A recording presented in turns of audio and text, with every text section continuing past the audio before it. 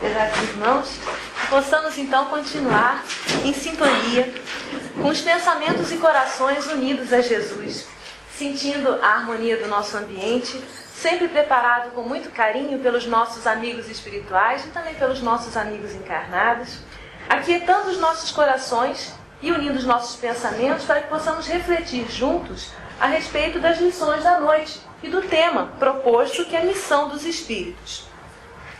Quantas vezes, nesses momentos de estudo, em que realmente aquietamos os nossos corações, percebemos mais claramente certas situações de nossas vidas, percebemos também melhor o conselho amigo dos irmãos da espiritualidade, e assim nós multiplicamos as nossas possibilidades de acerto e melhoria.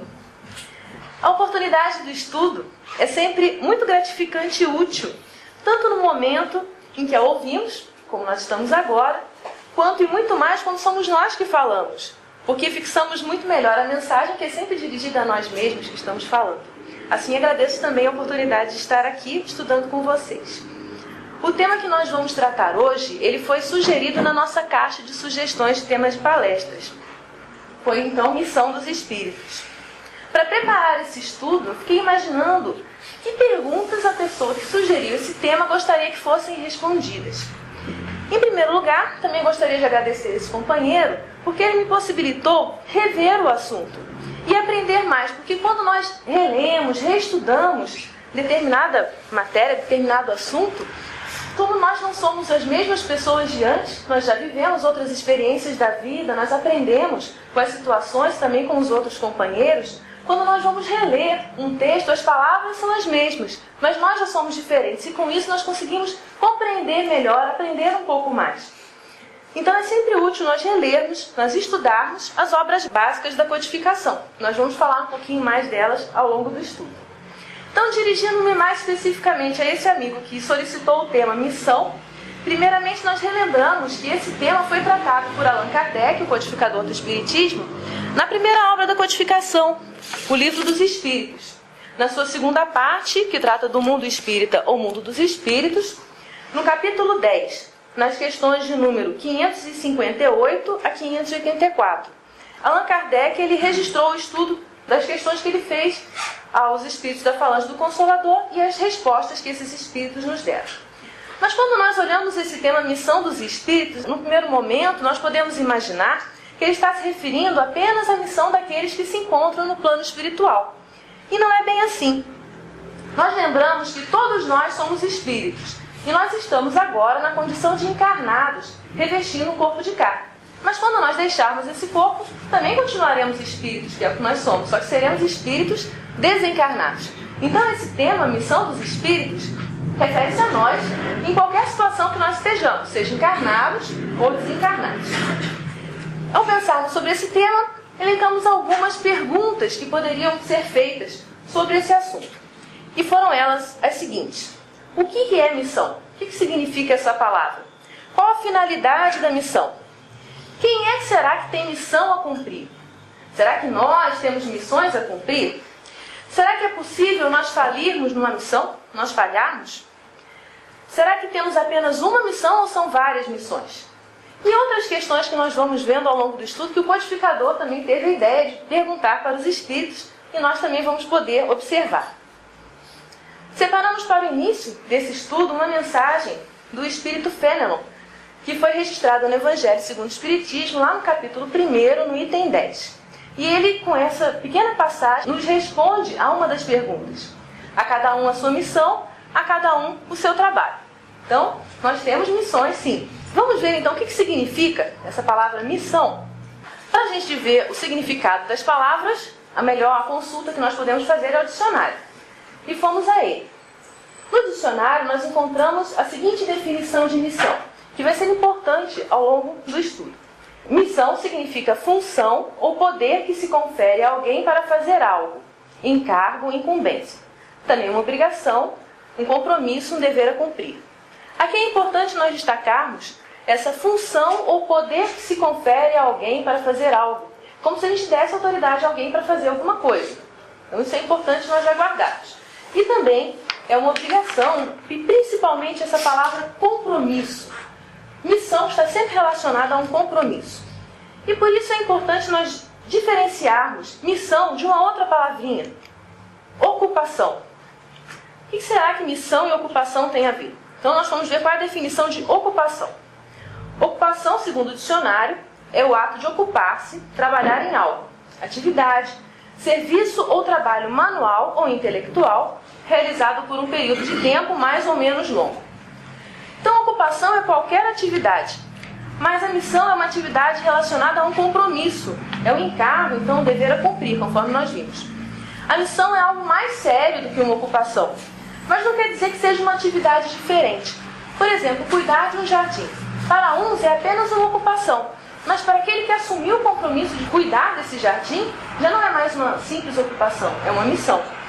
Então, todas as atividades para as quais nós assumimos um compromisso, elas se tornam missões, independente do âmbito a que elas se referem, seja ela uma atividade particular ou uma atividade de âmbito mais geral. E é nesse sentido que o codificador vai empregar o termo missão ao longo desse estudo. A não ser na questão 575, em que ele vai usar a palavra missão, talvez no sentido que nós estejamos pensando, que seria uma acepção mais comum, né? Algo mais grave do que os nossos deveres, são as ocupações mais comuns, algo mais amplo, mais genérico, de caráter não tão pessoal. Então, quando nós analisarmos essa questão em particular, a número 575, nós vamos voltar a essa definição de missão para deixarmos bem claro o termo. Outra questão que nós podemos pensar é se a missão ela nos é imposta, nós somos obrigados a cumprir uma missão. E os espíritos superiores, respondendo a Kardec na questão de número 572, eles nos dizem que a missão depende da vontade. Então somos nós que nos candidatamos a determinada tarefa e nós nos sentimos felizes se somos aceitos para realizá-la. Porque muitos se apresentam para realizar e nem todos são escolhidos, são aceitos para essa tarefa naquele momento. E aí vem outro ponto importante. Então, separando aqui, o espírito a pede e ditoso, né, feliz se considera se obtém. Esse número que eu vou colocar entre parênteses se refere à questão do Livro dos Espíritos. Então, a questão de número 572. Hoje em dia a gente costuma valorizar muito aquele empregado que não faz só a sua tarefa, mas procura saber como a sua tarefa se relaciona com a tarefa dos outros. Para que a sua tarefa possa ser tão bem feita que facilite o trabalho daqueles que vão na sequência da sua tarefa, né? Então ele começa a entender não só do seu trabalho, mas também do trabalho dos outros, entende o serviço como um todo.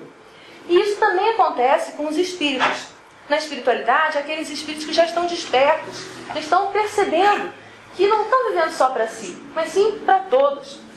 E por isso eles percebem a necessidade de serem úteis, de progredirem, e por isso se candidatam a missões. Então nós vimos que a missão depende da nossa vontade. Aí a gente pode pensar, será que tem uma missão que é mais importante do que a outra, que é mais grandiosa? E o espírito vai se adiantar mais se ele pegar aquela missão mais grandiosa? Ou será que qualquer missão é importante? Então, a gente vê o comentário que Kardec fez na questão de número 569, também do Livro dos Espíritos. Ele nos diz assim: o espírito se adianta conforme a maneira por que, ou seja, pela qual ele desempenha a sua tarefa. Então não importa qual é a tarefa em si. Tanto varrer o chão quanto dirigir uma nação, o espírito ele vai se engrandecer de acordo com a maneira pela qual ele vai realizar essa tarefa. Se é com dedicação, se é com interesse, se é com persistência, valorizando a sua atividade, sabendo que ela está influenciando na atividade dos outros. E dessa maneira ele vai então progredir, se adiantar. Não é pela tarefa em si, que ela é grandiosa, mas sim como ele vai desempenhar a tarefa. E nós ficamos pensando, para que serve então a missão? Qual a finalidade da missão? Nesse mesmo comentário da questão 569 do Livro dos Espíritos, Allan Kardec nos diz o seguinte: as missões dos espíritos têm sempre por objeto o bem. O bem não está destacado no texto original, não está em negrito como está aí. Mas nós resolvemos destacar para meditarmos um pouquinho a respeito desse termo. Bom, se todas as missões têm por objeto o bem, significa que ninguém tem uma missão de fazer o mal. Ninguém tem a missão de enganar, de roubar, de matar. Ninguém tem essa missão negativa, voltada para o mal. Todos nós temos um compromisso, uma programação voltada para o bem. Nossas missões, então, estão sempre ligadas à prática do amor, da caridade, da bondade. E se alguém escolhe fazer o mal, é por conta própria. é devido ao seu livre-arbítrio, que Deus nos possibilita escolher aquilo que nós queremos fazer. Nós então podemos escolher fazer o mal. E escolhendo o mal, vamos ter que refazer o caminho para voltar ao bem. Kardec então ele continua nesse comentário. Quer como espíritos, quer como homens, são incumbidos de auxiliar o progresso da humanidade, dos povos ou dos indivíduos, dentro de um círculo de ideias mais ou menos amplas, mais ou menos especiais, e de velar pela execução de determinadas coisas. Então nós vemos nesse comentário para que serve a nossa missão, né? Tanto faz nós estarmos encarnados, ou seja, como homens, ou que é na condição de espíritos, se nós estivermos desencarnados. A nossa missão é de auxiliar o progresso da humanidade, dos povos e dos indivíduos. E auxiliar esse progresso da humanidade em todas as áreas, tanto na parte material quanto na parte moral. Seja desenvolvendo melhor o nosso trabalho ligado à vida física mesmo, ao nosso trabalho profissional ou qualquer outro trabalho relacionado às coisas da matéria. Seja nos aperfeiçoando espiritualmente, fazendo a nossa reforma íntima, nos esforçando para nós sermos pacificadores, como nós vimos algumas semanas atrás, numa outra palestra que falava sobre os pacificadores. Qualquer que seja a nossa missão, ela tem por finalidade. Ela serve então para fazer o bem, sempre como objeto o bem, auxiliar o progresso da humanidade, dos povos ou dos indivíduos, e também velar pela execução de determinadas coisas. E nós ficamos pensando, quem será que pode desempenhar a missão? Os Espíritos esclarecem, na questão de número 568, que tanto os espíritos encarnados, ou seja, os homens, e os desencarnados, os espíritos propriamente ditos, podem desempenhar a missão. Todos nós temos obrigações a cumprir. Mas será que qualquer espírito, em qualquer grau de evolução, tem missão? Kardec perguntou aos espíritos, na questão de número 571, se são só os espíritos superiores que têm missões. E o que nós vimos? De acordo com a definição de missão, ou seja, a missão é qualquer tarefa que nós assumimos com compromisso, de acordo com a nossa vontade, todos os espíritos podem desempenhar missões. Naturalmente, essa missão é de importância compatível com o seu grau de evolução. Então, tanto os espíritos superiores quanto aqueles mais imperfeitos, eles podem desempenhar missões. Os espíritos, complementando essa resposta, nos citam um exemplo, que é o seguinte: a importância das missões corresponde às capacidades e à elevação do espírito. Então, sempre está relacionado a importância da missão com o grau de elevação que o espírito já conquistou. O estafeta, que significa o mensageiro que leva um telegrama ao seu destinatário, também desempenha uma perfeita missão, se bem que diversa da de um general. Nós compreendemos bem essa situação. O mensageiro não tem as mesmas responsabilidades de um general, mas ele também precisa desempenhar muito bem a sua missão para que tudo corra bem naquele contexto, naquele grupo. Então, cada espírito vai atuar dentro de um determinado âmbito em que comporta a sua elevação no momento. E aqui nós voltamos àquela mensagem inicial que nós falamos de Fenelon, um pouquinho mais completa aqui. Está lá no item 10, no capítulo 1 de O Evangelho segundo o Espiritismo. Fenelon nos diz assim: assim, pois, que essas palavras somos pequenos, careçam para vós de significação. A cada um a sua missão, a cada um o seu trabalho. Não constrói a formiga o edifício de sua república, e imperceptíveis animálculos não elevam continentes? Ele continua, então, na sua meditação. Nós podemos parar aí e ficar pensando o que será que Fenelon nos quis dizer com essas palavras. Que todos nós somos importantes. Todos nós temos a nossa parte a cumprir na obra da criação. Mesmo que nós reconheçamos em nós diversas imperfeições a vencer, considerando que nós somos ainda espíritos imperfeitos, há algo de bom e de útil que nós já podemos fazer para manter a harmonia do universo e auxiliar, como nós vimos, o progresso da humanidade. Como é que podem ser esses desejos, né? Muitos podem ter o desejo de auxiliar esse progresso da humanidade fazendo coisas grandiosas. Por exemplo, pensar em fazer um asilo para os idosos, ou um lar para diversas crianças, ou pensar em construir um imenso hospital. São todas aspirações que são válidas e quem sabe está em nossas mãos mesmo realizar alguma dessas obras. Todavia, se nós nos repararmos com o nosso dia a dia, e esse dia a dia for diferente, não possibilitando que a gente possa, de imediato, construir esse hospital ou fazer esse asilo para os idosos, Que nós possamos aproveitar esses momentos em que nós somos aprimorados na nossa paciência, na nossa persistência, na nossa alegria, que são como alguns exercícios preliminares que os atletas fazem antes da competição em si. Então, se nós não podemos abrir um asilo para os idosos, nós podemos ser gentis e pacientes com um idoso só que nos solicita atenção ao longo do dia. Isso a gente já pode fazer, e assim nós vamos nos treinando, nos capacitando para um dia chegar a uma tarefa ainda maior. Se nós não podemos abrir um lar para as crianças, nós podemos retribuir um sorriso, achar algo de bom para dizer para uma criança, aquela criança especial que aparece à nossa frente no dia de hoje. Se nós não podemos abrir um hospital, nós podemos nos dedicar alguns minutos, para alguém que está doente, fazer um telefonema, perguntar como é que a pessoa está. Isso a gente pode fazer. Está dentro do nosso âmbito, não vai atrapalhar muito as nossas tarefas habituais. Mas já é um começo, já é o primeiro passo, uma preparação para que nós um dia possamos atingir, então, missões ainda mais grandiosas, maiores, relacionadas a um âmbito mais geral. É importante nós não sermos distraídos a ponto de deixarmos essas oportunidades que aparecem ao longo do dia passar sem nós percebermos que estava ali a nossa chance de fazer o bem. Quem sabe era essa a nossa missão naquele momento, Nós não podemos deixá-la passar. E nada mais interessante do que nós contextualizarmos tudo isso que nós já falamos a respeito da missão com um exemplo. Nós então já falamos do Livro dos Espíritos, falamos um pouquinho do Evangelho segundo o Espiritismo, a terceira obra da codificação, e agora nós vamos falar da quarta obra da codificação, O Céu e o Inferno. Nessa obra, na sua segunda parte, Allan Kardec apresenta alguns exemplos de comunicações dos espíritos. Então, espíritos em várias situações na espiritualidade se comunicaram e disseram como é que eles estavam. E Kardec então fez um estudo dessas comunicações. Essas comunicações foram recebidas por via mediúnica, naturalmente, através da psicografia. E quem quiser saber um pouco mais da psicografia, aqui na segunda obra da codificação, Livro dos Médiuns, vai poder entendê-la um pouco melhor. Kardec ele classificou todas essas mensagens que foram recebidas dos espíritos de acordo com a situação que o espírito se encontrava.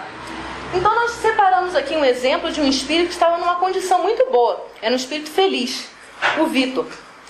No início, então, do estudo dessa mensagem do Vitor, há uma breve biografia. Quem foi o Vitor enquanto encarnado? O que ele fez? É apresentado, então, o que esse espírito fez enquanto estava encarnado na sua última existência na Terra.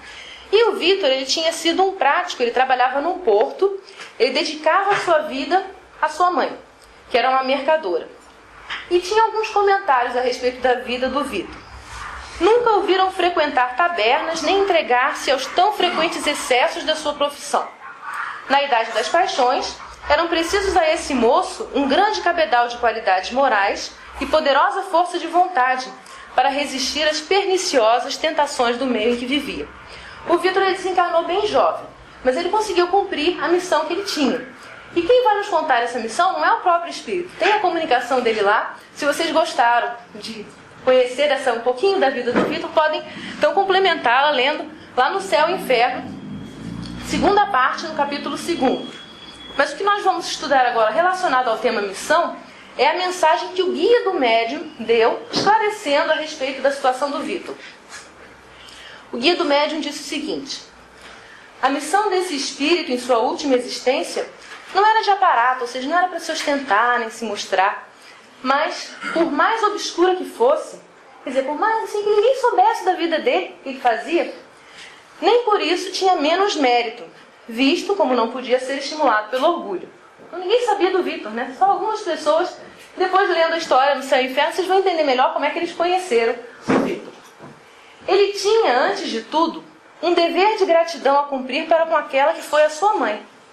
Depois, deveria demonstrar que nos piores ambientes podem encontrar-se almas puras, de nobres e elevados sentimentos, capazes de resistir a todas as tentações. Então aqui nós vemos que o Vitor, ele tinha mais de uma missão, A primeira delas era uma dívida de gratidão que ele tinha com aquela mulher que foi sua mãe. E cumpriu-a muito bem, conforme a gente vê na história, na mensagem. Que ele continuava até se preocupando com a mãe, conforme nós vemos lá no Céu e Inferno. E depois ele também tinha uma outra, aquela missão da mãe era uma missão de âmbito bem particular, em relação àquele outro espírito. Mas ele tinha uma missão de âmbito um pouquinho mais largo, Não que ele ficasse conhecido, mas ele tinha que provar para aqueles que conviviam com ele, que eram sempre tentados a praticar atos não muito corretos, sempre levados a vícios, a essas tentações, que era possível sim, mesmo no ambiente daqueles, mostrar que você podia levar uma vida normal, uma vida correta, justa, virtuosa. Então essa é a história do Vitor. Mas após esse exemplo que a gente viu do Vitor, a gente pode ficar pensando, o que será que consiste a missão dos espíritos que estão encarnados? Kardec também fez essa pergunta. Lá na de número 573. E os espíritos responderam assim, que a missão dos espíritos encarnados consiste em instruir os homens, em lhes auxiliar o progresso, em lhes melhorar as instituições por meios diretos e materiais. As missões, porém, são mais ou menos gerais e importantes. O que cultiva a terra desempenha tão nobre missão como o que governa ou o que instrui. Tudo em a natureza se encadeia. Inicialmente nós vemos a missão dos encarnados é instruir os homens e auxiliar o progresso. Melhorar suas instituições, então, por meios diretos e materiais. Por exemplo, a manutenção aqui do nosso centro. Poder arrumar as cadeiras direitinho, deixar o chão limpinho, tudo um ambiente bem agradável, embelezar o ambiente com flores. Isso não são os espíritos que vão fazer, eles têm outras obrigações. Isso compete a nós que estamos aqui encarnados. Esse é o meio direto e material pelo qual nós podemos melhorar uma instituição. Dando um exemplo bem simples. Finalizando a explicação, os espíritos nos dizem que todas as tarefas elas são necessárias, que não tem uma tarefa que seja mais nobre que a outra. O que governa tem tão nobre missão do que aquele que cultiva a terra, e que tudo na natureza está encadeado. Como nós temos várias encarnações, nós vamos ter a oportunidade de passar por várias situações e assim irmos aprendendo com cada uma delas. A resposta dos espíritos, porém, continua. Ao mesmo tempo que o espírito se depura pela encarnação, ou seja, melhora, se purifica, se aperfeiçoa, concorre dessa forma para a execução dos desígnios da providência. Os desígnios são os planos, os planejamentos. A cada encarnação, então, nós nos aprimoramos, nós nos aperfeiçoamos. Ao mesmo tempo, nós contribuímos, então, para a execução desse planejamento da providência. E eles concluem com essa frase, que nós deixamos em destaque aqui. No texto não está em destaque, mas aqui nós destacamos. Vale para a nossa reflexão. Cada um tem nesse mundo a sua missão, porque todos podem ter alguma utilidade. Cada um tem a sua missão. Então, se havia ainda alguém pensando, esse negócio de missão é só para os espíritos evoluídos, não é para a gente? Então já tem mais um motivo para se convencer de que não. Que todos podem ter a sua missão, porque todos podem ter alguma utilidade. Mesmo aquela encarnação que a gente acha que não está valendo para nada. Está valendo sim. Tem a sua utilidade. Tem o seu modo de ser útil, de fazer o bem e de auxiliar a todos. Claro que cumprir uma missão depende, lembra da nossa vontade? Depende também do nosso livre-arbítrio. Mas todos nós podemos ser úteis e fazer o bem de alguma forma. Bom, até agora nós vimos que a missão ela é um compromisso, que tem por finalidade o bem, que nós temos essas missões tanto enquanto nós estamos encarnados como desencarnados, que tanto os espíritos superiores quanto os espíritos imperfeitos têm missões sempre apropriadas ao seu grau de desenvolvimento, e que o mais importante não é a missão em si, mas o modo como nós desempenhamos essa missão. Mas a gente podia ficar pensando, mas quais são os tipos de missões? E os espíritos responderam. A pergunta também foi feita por Kardec, lá na questão de número 569, que são as mais variadas possíveis. Tão variadas que muitas delas nós ainda nem podemos compreender, porque nós não podemos penetrar todos os desígnios, esse planejamento de Deus. E por isso nós não entendemos muito bem essas missões. Mas como nós já vimos, essas missões têm por finalidade auxiliar o progresso da humanidade, dos povos e dos indivíduos. E elas podem ser divididas em dois tipos. Existem as missões mais restritas, ou seja, pessoais ou locais, e aqui alguns exemplos, assistir os enfermos, os agonizantes, os aflitos, velar por aqueles de quem se constituíram guias e protetores, aqui falando dos espíritos, suas missões, dando-lhes conselhos ou inspirando-lhes bons pensamentos. Mas essas missões também podem ser mais amplas, relacionadas então a povos e civilizações. Outra questão que pode nos surgir é quando é que começa a missão? Será que é logo no início da encarnação? Será que ela é pelo meio, assim, quando a gente já toma mais consciência de si? Será que lá no finzinho da encarnação ainda tem missão para cumprir? E nós resolvemos separar 2 exemplos de espíritos que já foram encarnados, né, que já desencarnaram, e que nós podemos conversar então um pouco a respeito dessas missões que esses espíritos tiveram. Um é Allan Kardec, o codificador do espiritismo. Ele nasceu, então, encarnou em 1804 e desencarnou em 1869. Se a gente for pensar na sua missão como codificador do espiritismo, quando será que ela começou? Em 1854, ele foi chamado para a primeira reunião que estava acontecendo nas mesas girantes. Mas ele foi chamado de uma maneira por um amigo que falava assim, tão empolgado, achava tudo tão fantástico, que ele não achou que aquilo lá fosse uma coisa séria, então resolveu, não, deixa isso para lá por enquanto, não vale a pena investir meu tempo nessa situação. No ano seguinte ele foi chamado novamente, dessa vez por um outro amigo, mais sério, mais compenetrado, mostrando que realmente tinha alguma coisa interessante a ser estudada ali. E ele compareceu então à primeira reunião das mesas girantes, também no mês de maio de 1855, quando ele tinha então 51 anos. Então a gente pode dizer que a sua missão como codificador do espiritismo começou quando ele já estava na idade madura. Ele frequentou então essas reuniões ao longo de vários anos, publicando só em 1857, quando ele já tinha 53 anos, o Livro dos Espíritos. E a partir daí ele não parou mais, né? Até a sua desencarnação ele continuou estudando, frequentando as reuniões, fundando a Sociedade Espírita de Paris e trabalhando então nas outras obras da codificação. Agora vamos pensar num outro espírito. Nós também conhecemos quando encarnado. Chico Xavier. Ele encarnou em 1910 e desencarnou em 2004. Vamos considerar então a sua missão, a missão do livro espírita, onde ele tinha que receber vários livros que servem para a nossa instrução, para que nós possamos compreender melhor a doutrina espírita. O primeiro livro que ele foi publicado dele, Via Mediúnica, é Parnaso de Além Túmulo. Foi publicado em 1932, quando ele tinha 22 anos. Mas já desde criança ele apresentava mediunidade. Então nós vemos que não tem uma época certa para se começar a missão. Ela vai acontecer em vários períodos da vida. Pode ser no início, pode ser no fim da jornada. É importante a gente considerar que para Allan Kardec poder desempenhar essa missão de codificador, ele se preparou não só nessa encarnação, mas várias encarnações antes, né? E como nessa encarnação, não como Allan Kardec, o nome real, né, dele é Hippolyte Léon Denisard Rivaio, ele se preparou muito. Ele sempre foi um estudioso, um professor, alguém que estudava os assuntos e apresentava-os de maneira didática. Então a gente pode dizer que ele passou 51 anos só nessa existência, aprendendo para poder então realizar a sua missão. E que falar da preparação do Chico, né, para vivenciar de modo tão maravilhoso a sua missão? E aí vale o pensamento para nós que se nós não estamos atuando atualmente, né, nesse momento, no desempenho de uma missão de âmbito mais geral, como esses 2 espíritos que nós separamos como exemplo, nós estamos com certeza nos preparando para essa missão, através das diversas experiências que nós vamos vivenciando no nosso dia a dia.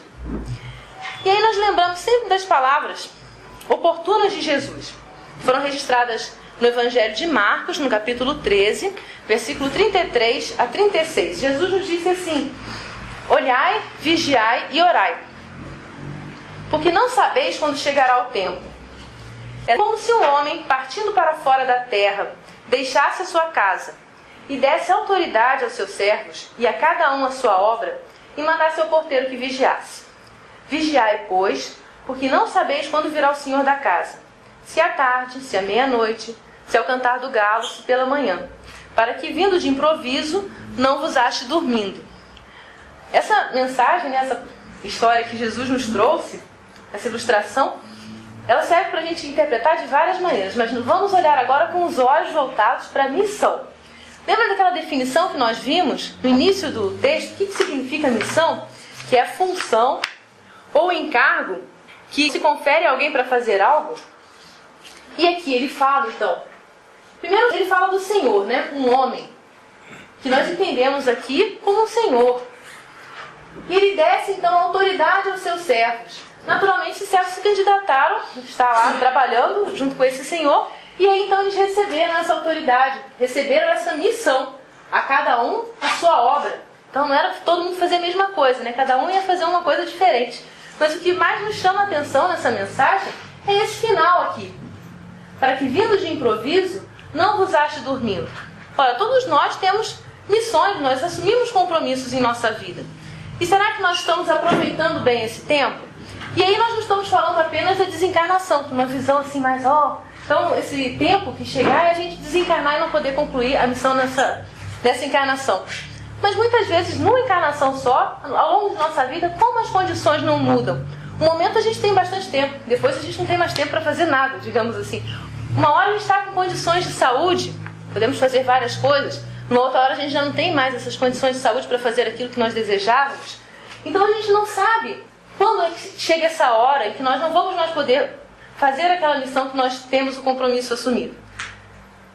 Então, por isso, essa mensagem não é para que a gente fique apavorado, nem com medo, que Jesus não quer isso de nós, mas quer que a gente não fique nessa situação dormindo, e sim despertos, sempre aprendendo. Outra mensagem que a gente pode pensar, então, vendo então que Jesus nos disse que nós não deveremos dormir, e sim estar atentos, será que é possível nós falharmos numa missão? Nós solicitamos aquela missão, pedimos para cumprir, nos preparamos, será que é possível nós falharmos? Allan Kardec fez essa questão, número 578, e ele a formulou da seguinte maneira: poderá o espírito, por sua própria culpa, falir na sua missão? E os espíritos responderam que sim, se não for um espírito superior. Então é possível realmente nós falharmos na missão. Mas tem uma outra palavra que ele destacou aqui: espírito superior. O que significa ser espírito superior? No próprio Livro dos Espíritos, nos itens de 100 a 113, Kardec nos apresenta uma escala espírita, uma classificação dos espíritos de acordo com o seu grau de desenvolvimento. Lá nós vemos 3 ordens: os espíritos imperfeitos, os bons espíritos e os espíritos puros. E dentro desses espíritos, bons espíritos, nessa segunda ordem, há a classificação dos espíritos superiores. Lá Kardec nos diz que os espíritos superiores reúnem em si a ciência, a sabedoria e a bondade. O que significa isso? Esses espíritos nasceram assim? Não. Eles, ao longo do tempo, ao longo das suas encarnações, eles foram conquistando toda essa sabedoria, essa ciência e essa bondade. Eles progrediram, já passaram por várias lições que nós, se nós considerarmos ainda espíritos imperfeitos, nós ainda não aprendemos. Assim nós podemos, enquanto espíritos imperfeitos, pedir uma missão e nós falirmos por nossa própria culpa, utilizando mal o nosso livre-arbítrio. Vale então um exemplo de Chico Xavier, que nós trouxemos desse livro aqui, Lindos Casos de Chico Xavier. Ramiro Gama, o autor desse livro, teve a oportunidade de conviver alguns momentos com Chico, e ele aproveitava esses momentos então para captar alguns ensinamentos da própria vida ali do Chico e registrou no livro aqui que nós hoje podemos avaliar. O capítulo que nós vamos abordar aqui chama Conversa e Trabalho. Ele fala da vida mesmo cotidiana do Chico. Ele diz assim: numa singela sala residencial de Pedro Leopoldo, a conversação ia animada. Então, estava lá todo mundo feliz. Muitos assuntos, muitas referências. A palestra começara às 5 da tarde e o relógio já anunciava 11 da noite. Chico estava lá nessa palestra também. Ele ia começar uma variação do tema quando Emmanuel o chamou para o interior doméstico. O Chico, discretamente, só ele via, né? Então, o médium pediu licença e foi atender. E aí Emmanuel começou a conversar com o Chico. Você sabe que hoje nós temos a tarefa do livro e recepção. E nós já estamos atrasados. Falou o amigo espiritual. Se fosse a gente, já ficava, né? Aí o Chico falou: é verdade. Entretanto, eu tenho visitas e nós estamos conversando. E aí Emmanuel continuou: sem dúvida, compreendemos a oportunidade de 1 ou 2 horas de entendimento fraterno para atender aos irmãos sem objetivo, porque às vezes, através da banalidade, podemos algo fazer na sementeira de luz. Mas não entendo 6 horas a fio de conversação sem proveito. Eu já dei aqui primeiro puxão de orelha, né? E o Chico, muito humilde, nada respondeu. Indeciso, deixara correr os minutos, quando Emmanuel então lhe disse: bem, eu não disponho mais de tempo. Você decide, conversa ou trabalho. E aí o que o Chico fez, né? Ele não vacilou mais. A conversa prosseguiu na sala, cada vez mais acesa, mas ele confiou essa tarefa que o aguardava com a assistência do benfeitor espiritual. Então nós vimos que até o Chico foi tentado, né? Ele podia escolher ali, não receber o livro, ficar conversando. Mas aí, chamado então pelo seu guia, ele resolveu escolher a melhor parte. Então nós vimos que esses pequenos desvios de rota podem nos levar a falir numa missão que nós assumimos. O que poderia acontecer com Chico então se ele não recebesse os livros? Se ele resolvesse ficar conversando? Kardec perguntou isso também. Quais as consequências de nós falirmos numa missão?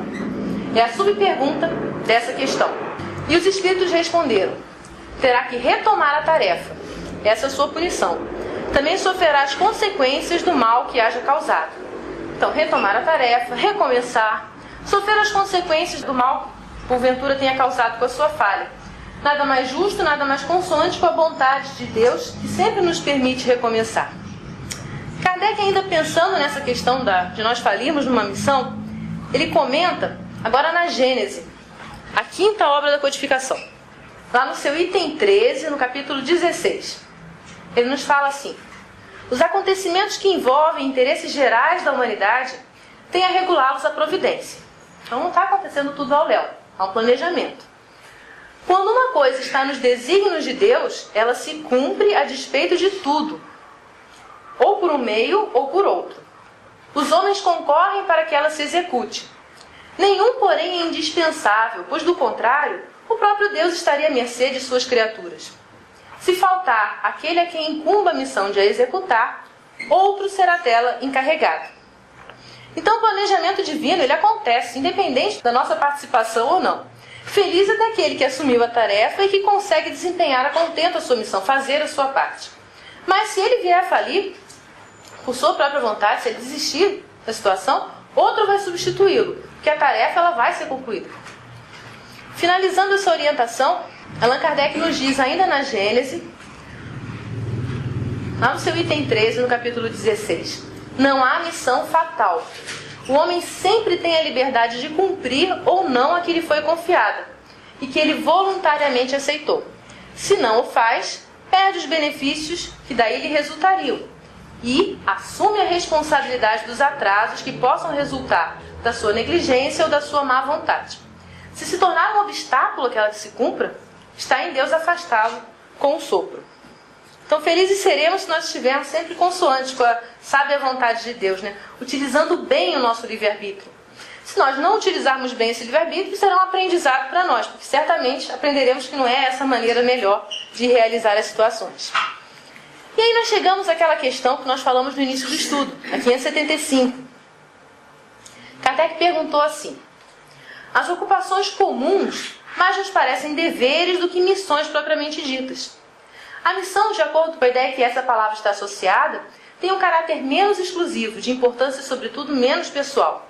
Desse ponto de vista, então, considerando que a missão é algo mais grandioso, de caráter menos pessoal, como é que se pode reconhecer que um homem tem realmente na Terra uma determinada missão? E os Espíritos responderam: pelas grandes coisas que opera, pelos progressos a cuja realização conduz os seus semelhantes. Então aqui nós vemos que a palavra missão ela está empregada em outro sentido, que pode ser o sentido que muitas vezes nós pensamos, nós tínhamos inicialmente, que missão é algo grandioso, algo menos pessoal, algo mais importante. E Kardec pergunta, então, como é que a gente percebe que o homem ele tem essa missão nesse sentido mais geral, mais amplo?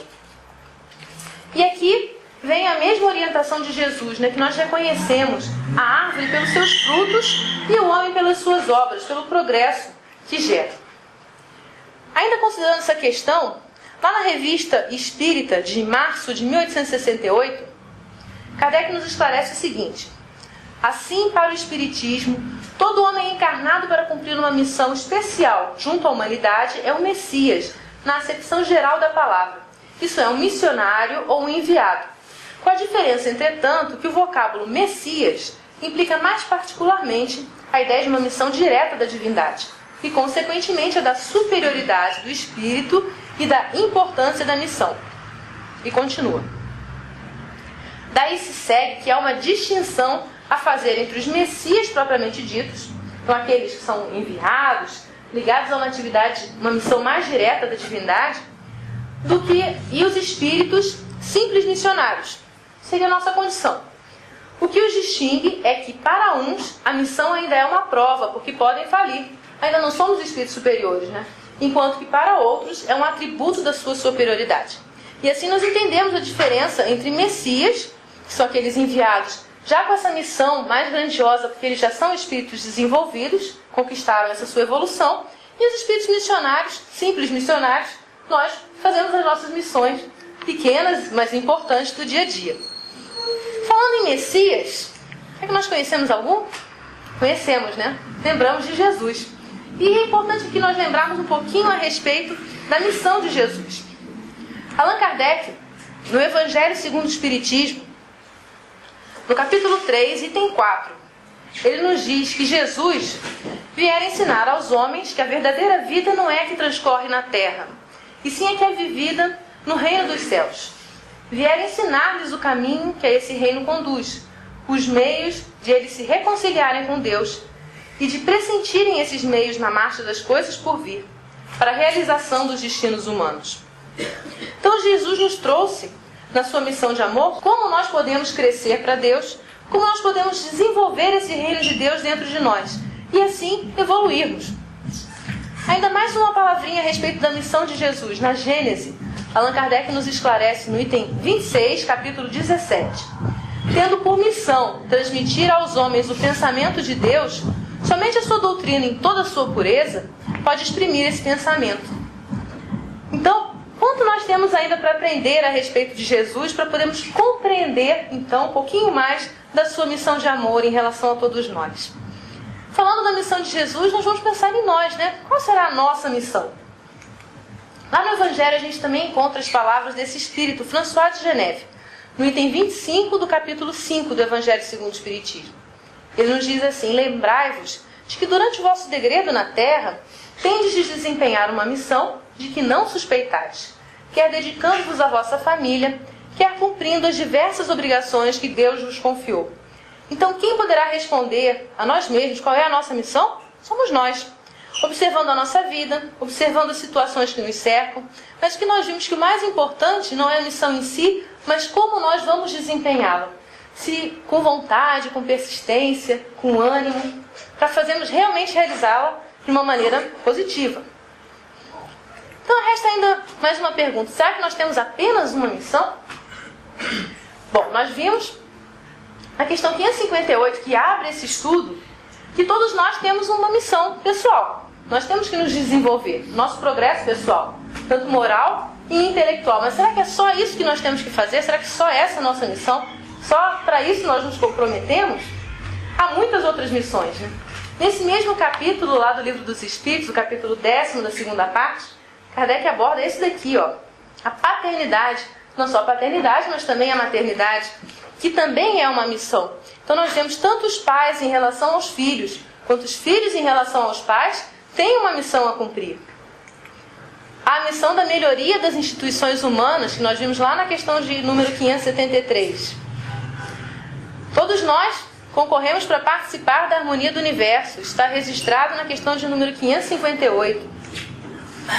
E ainda no Evangelho segundo o Espiritismo, há uma mensagem muito direta para todos nós. A missão do homem inteligente na Terra. Lá no Evangelho segundo o Espiritismo, no capítulo 7º, item 13. Então, finalizando esse estudo, nós vamos relembrar algumas frases que nós julgamos bastante importantes para nós. Primeiro, que as missões dos espíritos têm sempre por objeto o bem. Não existe nenhuma missão voltada para o negativo, para o mal. Segundo, que cada um tem nesse mundo a sua missão, porque todos podem ter alguma utilidade.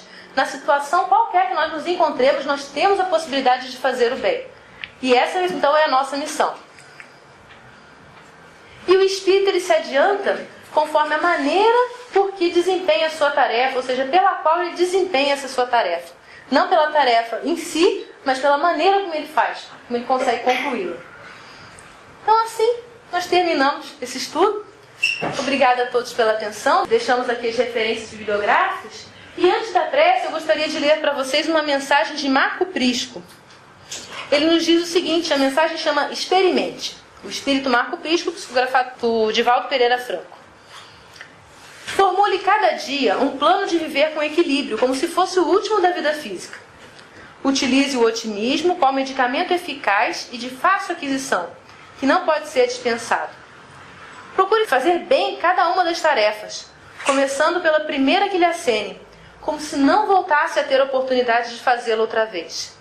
Levante-se do insucesso, guardando o ensinamento da experiência malograda. Harmonize-se interiormente e sintonize com as pessoas de maneira simpática, ajudando com a bagatela de um sorriso ou a fortuna de uma dádiva espontânea. Experimente sorrir quando a perturbação acionar na mente, inquietando o panorama interior. Viva cada experiência no justo momento e viva-a intensamente, não sofrendo por antecipação a punhalada da angústia. Fale com bondade e verificará que a forma afetada e rude altera a significação e o conteúdo da mensagem verbal. O Evangelho é um hino de louvor à vida e um convite ameno à paz e à alegria. E a doutrina espírita que nolo atualiza é mensagem de alento e coragem, felicitando-nos a mente e o coração com a luz clara do discernimento que gera a ordem, o trabalho e a felicidade. Integre-se, pois, na plenitude de todo dia, certo de que um deles será o seu último na roupagem carnal. Viva o bem, considerando-se ditoso por ter solicitado a sua missão na terra, embora humilde, e logrado obtê-lo. Então, que Jesus nos sustente em nossas missões, que nós possamos, então, unir os nossos pensamentos e agradecer. Querido Mestre Jesus, queridos amigos espirituais, agradecemos muito a oportunidade que temos nessa encarnação, a oportunidade de abrirmos as nossas mentes e os nossos corações aos Teus ensinamentos, poder encontrá-los a cada dia, a cada momento, em cada situação de nossa vida. Ajuda-nos, Senhor, a continuarmos em sintonia contigo, ouvindo os bons conselhos dos nossos amigos espirituais, que só desejam que saiamos vitoriosos dos compromissos que assumimos na espiritualidade e aqui também, enquanto encarnados. Ajuda-nos a fazer o bem, a melhorar a nós mesmos e a espalhar felicidade e paz ao redor dos nossos passos. Graças por tudo, Senhor. Abençoa-nos sempre.